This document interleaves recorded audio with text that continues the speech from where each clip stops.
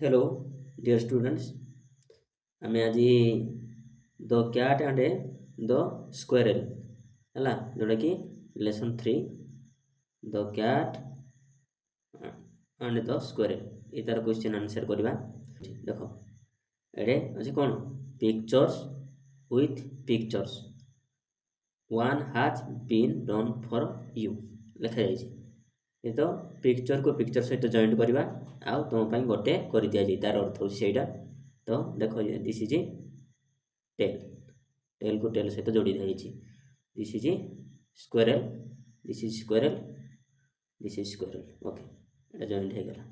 तापरे this is cat and this is cat this is cow cow है आउ थे देख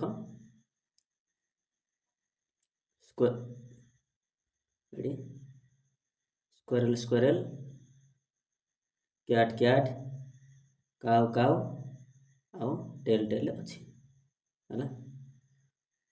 तापर देख एटा लिखाई स्क्वेरल लिखाई स्क्वेरल लिखाई स्क्वेरल को स्क्वेरल सहित सॉरी स्क्वेरल को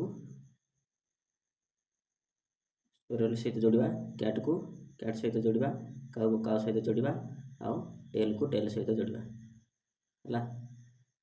ये हूँ कथा। तापर अच्छी देख देख ये स्क्वेरल को स्क्वेरल जोड़वा कैट को कैट जोड़वा काउ को काउ जोड़वा आउ टीए टेल टेल को टेल सहित जोड़वा आउ कौन एटा चित्र करवा है।